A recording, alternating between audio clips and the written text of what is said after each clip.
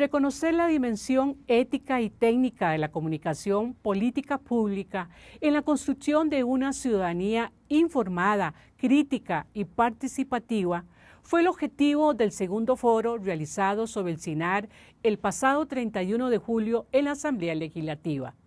De nuestro colegio profesional tenemos claro que se requiere un modelo de gestión que garantice la independencia editorial, la sostenibilidad financiera del Sistema Nacional de Radio y Televisión. A este segundo foro acudieron el doctor Óscar Aguilar Bulgarelli, la presidenta del Colper, Yanancy Noguera Calderón, y la defensora de los habitantes, Angie Crucham, y el director del 15 Televisión, Iván Porras Meléndez. Les ofrecemos una cápsula informativa del encuentro donde se concibió que el compromiso ético de la comunicación pública implica asumir la responsabilidad de generar contenidos inclusivos y libres de presiones partidarias y comerciales. La propuesta para un nuevo SINAR representa una oportunidad histórica para fortalecer el derecho a la comunicación. La OCDE confirma que los medios públicos independientes, bien financiados y con un mandato claro de servicio a la ciudadanía son pilares esenciales de la democracia y el pluralismo político. Defendamos al SINAR. A continuación, esta cápsula informativa de este Congreso. Me gustaría iniciar con una breve reflexión que le escuchaba al comunicador y profesor universitario, docente e investigador Ignacio Ramonet hace ya algunos añitos cuando tuvo una visita acá en Costa Rica y hacía un planteamiento alrededor de cómo se estaban configurando los medios de comunicación y esta polarización que había entre los medios públicos y los medios privados, las tensiones en una conversación que él denominaba medios públicos, guerras mediáticas. Esto efectivamente fue en una semana de la comunicación del Colegio de Periodistas y planteaba que en ese momento, y esto aplica hasta el día de hoy, hay una polarización mundial en donde hay algunos países en donde hay un espacio, una cobertura completamente estatal de los medios. Estos países suelen ser dictaduras particularmente, mencionaba en su momento el caso de Corea del Norte en donde todo el sistema mediático era estatal.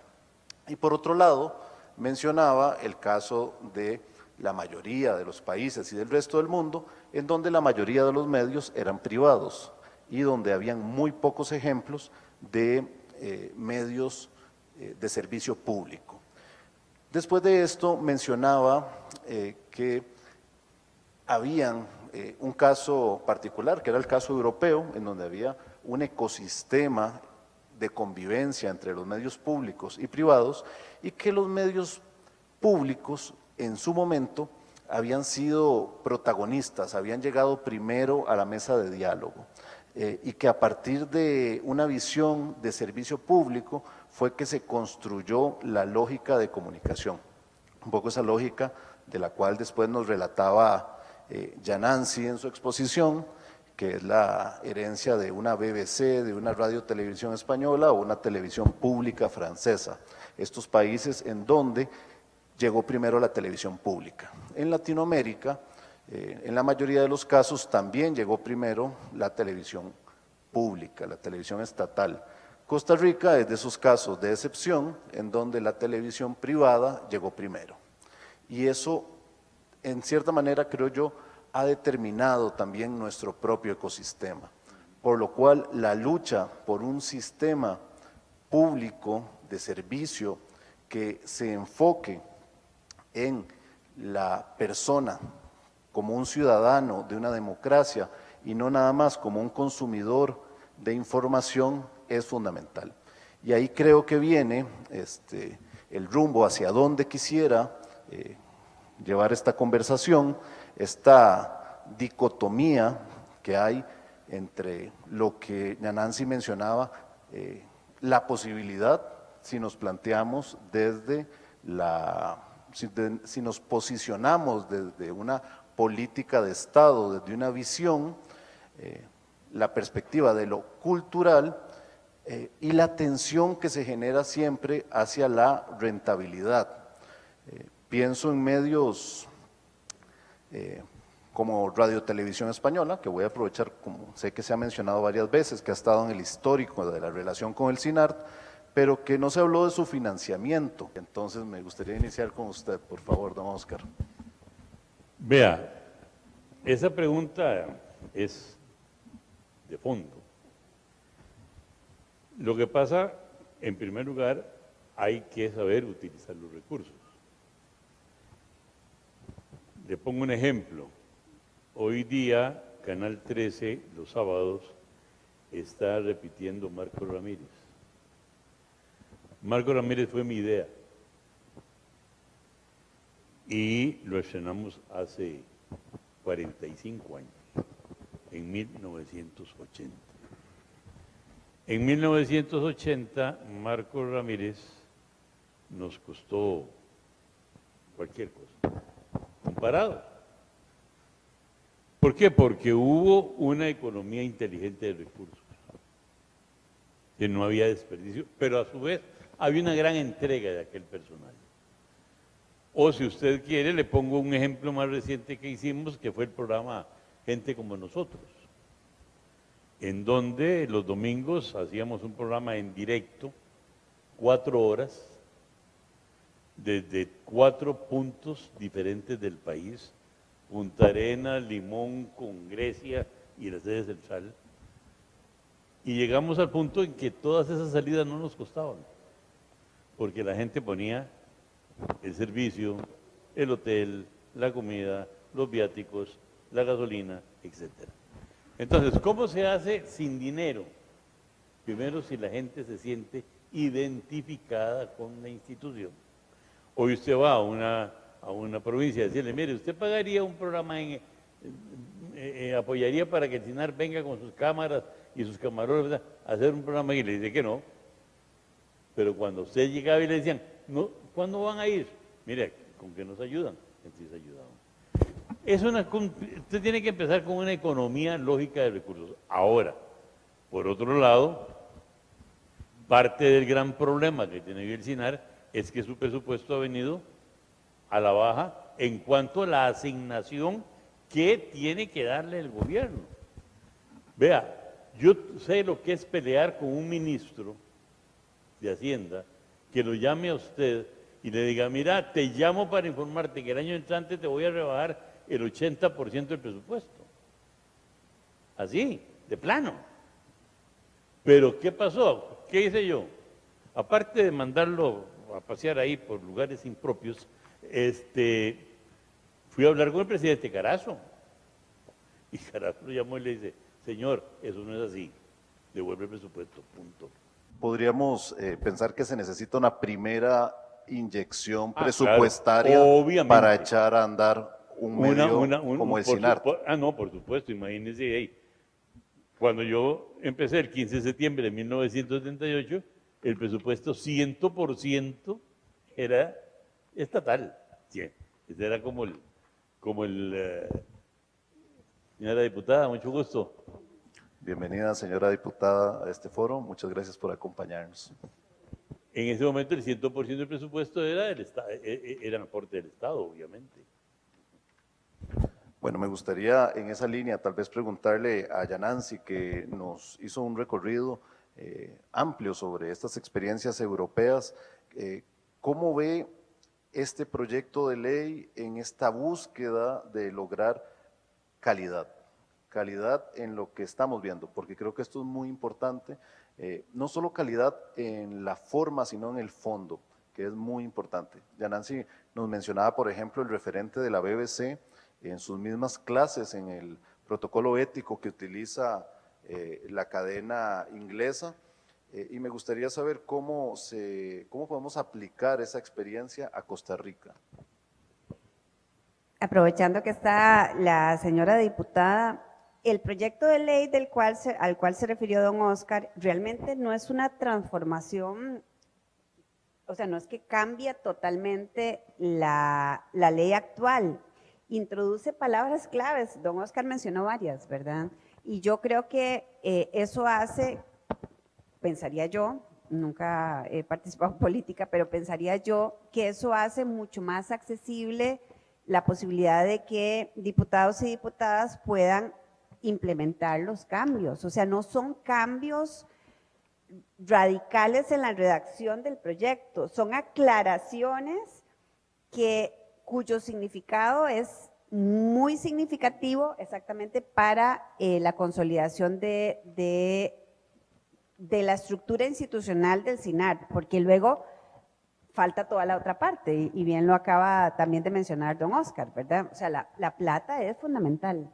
O sea, el gran problema del SINAR en este momento, aparte de su bajo, poco o incluso negativo conocimiento de parte de las audiencias, que son las que le dan sentido a un medio de comunicación, y propiamente también la falta de motivación que tienen las personas colaboradoras que han sufrido una serie de traumas en los últimos años por las situaciones financieras, teniendo una mejora organizacional importante, una mejora motivación, un mercadeo adecuado con los fondos, pues yo creo que es empezar a operar, ¿verdad? Entonces, son dos cosas, el proyecto de ley y sus cambios es fundamental, pero no debería verse como una cosa de una agresiva transformación, es una consolidación de ciertos principios que tiene que tener vigentes el SINAR y que ha faltado que haya fuerza y voluntad política para implementarlos en la práctica. Y creo que la otra parte es organizacional, ¿verdad? Que tiene que ver con los fondos. Y ahora nos contaba Gustavo, que es miembro del Consejo Directivo, que la última resolución de la Procuraduría es clara en la obligatoriedad de las instituciones de dar los fondos que están definidos por ley. Claramente, la comunicación pública de esas instituciones tiene que ser efectiva, por tanto el SINAR tiene que ser efectivo en las audiencias de esa comunicación que la institución va a querer con el traslado de los fondos. Entonces es un tema de gestión muy importante también. Ok, don Oscar quiere tener una respuesta. Una adición a lo que dice usted con toda razón. Mire, yo recuerdo cuando empezamos, que yo les dije esta frase. Vean, o tenemos audiencia que nos permita tener presupuestos propios, ingresos propios, o le sale más barato al Estado, estoy hablando en el año 78, le sale más barato al Estado comprar 200 caseteras y regalársela a los que puedan ver un concierto. Sale más barato. Bueno, igual le digo hoy, es decir, el tema es que hay que buscar esas audiencias y buscar ganchos. Y mejor, nada más le voy a decir esto, yo empleé una filosofía a la hora de programar. Nada más voy a decir el nombre y después le explico a usted. Yo empleé la filosofía del caviar y el huevo duro. Vamos a tener que ampliar en eso definitivamente, pero lo vamos a dejar como un gancho para más adelante en la conversación, el caviar y el huevo duro. Don Oscar menciona y pone el foco sobre las audiencias, y creo que cuando hablamos de audiencias de público, cuando yo converso acerca de Canal 15, no converso solo de un público, converso de que tenemos públicos diversos, no somos el monstruo de las 1000 cabezas que puede ver el partido de la Liga Nacional o el programa del reality del domingo en la noche, pero tenemos programas especializados que van a públicos específicos y que si no fuera por la televisión pública de servicio no estarían. Entonces, cuando quitamos el foco de la institución, o más bien hacemos que la institución se enfoque en la audiencia, estamos hablando de ciudadanos, estamos hablando de habitantes. Y por supuesto esto cae en el espacio de conversación de doña Angie, que le decía que me parece que es fundamental que esté acá, porque doña Angie nos comentaba de las distintas poblaciones vulnerables que son parte de los lineamientos y las políticas de la Defensoría de los Habitantes, y cómo todas ellas deberían estar, todas estas poblaciones, abajo de la sombrilla de derechos y libertades. En el marco de la libertad de expresión mencionó, pero también habló del derecho a la información. Yo quería sumar el tema del derecho a la comunicación, cómo se vincula ese derecho para los habitantes de un país en donde la televisión dominante ha sido privada y por ende la oferta privada.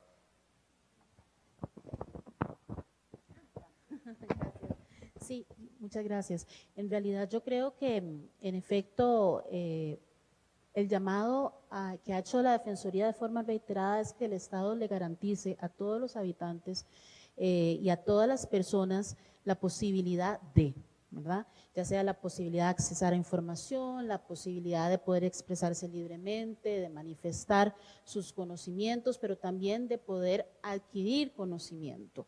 Entonces, sin duda alguna, el SINART ha cumplido y puede continuar cumpliendo un rol fundamental para algo que decía don Oscar previamente, tener una población educada, ¿verdad? Para efectos de que el Estado costarricense pueda desarrollarse, necesita tener una población que pueda accesar a la información, que pueda accesar a contenido apropiado para desarrollarse. Eso es parte de los grandes deudas históricas que tiene el Estado costarricense, sobre todo con las personas jóvenes. Entonces, yo sí creo que la Defensoría va a seguir haciendo ese llamado porque necesitamos más espacios que generen contenido, que permitan mayor conocimiento. Ya hemos hablado muchísimo, no en este espacio necesariamente, pero en otros espacios acerca de la debacle educativa en la que estamos, ¿verdad? Entonces yo sí creo que para que no solo las personas puedan tener conocimiento, sino que también producir conocimiento, ellas mismas generar mayor información y posicionamientos, es importante tener un Estado que genere estos espacios. Sí, por ahí. Muchas gracias, doña Angie. Se dice debacle educativa. El año pasado el Estado de la Nación decía apagón educativo. Cuando pensamos en la inversión educativa, ya no se puede usar otra palabra, tenemos que decir inversión educativa, nos cuesta pensar en cómo tendríamos que hacer las métricas para medir el éxito de esa educación. Nadie lo pondría en tela de juicio, hay que seguir invirtiendo en educación porque es lo que nos ha diferenciado como sociedad. Estoy seguro que habrán especialistas en educación y pedagogía que me puedan decir, bueno, la relación puede ser bajo esta fórmula, pero hay un espacio que no es tangible en lo que recibe una sociedad cuando se invierte en cultura y en educación, pero que con el paso de los años podemos ver cómo se deteriora una sociedad cuando no hay inversión en cultura y en educación. A mí me gustaría aquí darle el micrófono a la señora diputada, doña Vanessa, si gusta continuar a partir de este pensamiento o proponer otro en esta vía. Bueno, primero disculparme por venir hasta ahora, pero estuve desde muy temprano presidiendo la asamblea, el plenario legislativo. Hoy me tocó presidir y vengo levantando precisamente la sesión porque estamos en el tema de jornadas, entonces, y hoy ha sido un día bastante duro. Y bueno, en la tarde seguimos con plenario y bueno, el eterno tema de los diputados que trabajamos jornadas bastante grandes y la gente no se imagina cuánto trabajamos. Pero dolidísima de no haberlos acompañado mayor tiempo con estos temas que están tocando que son tremendamente importantes. El tema de la educación, quiero ahí quedarme, sé que no es el eje central, bueno, aunque todo está absolutamente ligado, pero el tema de educación es un tema que me preocupa muchísimo. Creo que estamos ante nuevos paradigmas, incluso en el tema educación, y Costa Rica se caracteriza por tener un triángulo que sostiene, o sea, un triángulo, una base es precisamente la educación, la otra base es la salud, nuestro sistema de la caja y todo esto, y el otro es la seguridad ciudadana. Esos tres ejes están en este momento absolutamente desquebrajándose, cuando han sido los tres ejes básicos que han sostenido la peculiaridad del Estado costarricense, que nos ha permitido tener una de las democracias más sólidas del continente. Y sin embargo, ha sido uno de los aspectos que más ha sido atacado, sobre todo en los últimos 3 años o 3 años y resto. No es que no se hubiera afectado en el camino, pero estos últimos 3 años han dado golpes muy fuertes a ese triángulo, y si ese triángulo se desquebraja, si ese triángulo se debilita, esas peculiaridades que nosotros tenemos como país se pierden. Andamos ya muy largo de ser la Suiza centroamericana, eso ya es como historia. Y bueno, en medio, ¿qué tiene que ver todo esto? Bueno, los medios de comunicación son un elemento esencial precisamente, y también la necesidad de una comunicación pública. Porque bien se reconoce en otras latitudes y en organismos internacionales que precisamente la comunicación pública es uno de los elementos importantes en el sostenimiento de la democracia. Entonces creo que pues ahí es donde yo trato de enlazar, ver ese gran tema de educación, pero evidentemente ligarlo con esa importancia de la comunicación pública y la necesidad de fortalecerla. Señalo nuevamente, tenemos este triángulo totalmente resquebrajándose, pero también vemos un ataque muy rudo a todo el tema de comunicación pública y comunicación privada, al tema de los medios. Entonces, de ahí es una situación que lógicamente requiere del análisis permanente y el entendimiento de que las cosas están complejas. Ok, a partir de ese elemento de complejidad, yo tengo que ir cerrando para poder darle espacio a las preguntas de las personas asistentes y de nuestra compañera. Nada más me gustaría cerrar con rescatando algunas reflexiones que me parecen clave, siendo muy breve y yendo muy rápido. Cuando hablamos de lo que se resquebraja de este triángulo, me gustaría retomar algo que mencionaba Yanansi al inicio de su conversación, y es que una cosa es la comunicación política y otra cosa es un medio de servicio público. Y esto ha rondado alrededor de toda la conversación. Hay que diferenciar un medio de servicio público de un medio gubernamental. Son dos cosas completamente distintas. Y desde el lugar donde nació el CINAR, era un lugar de servicio público. Lograr esa independencia es un reto.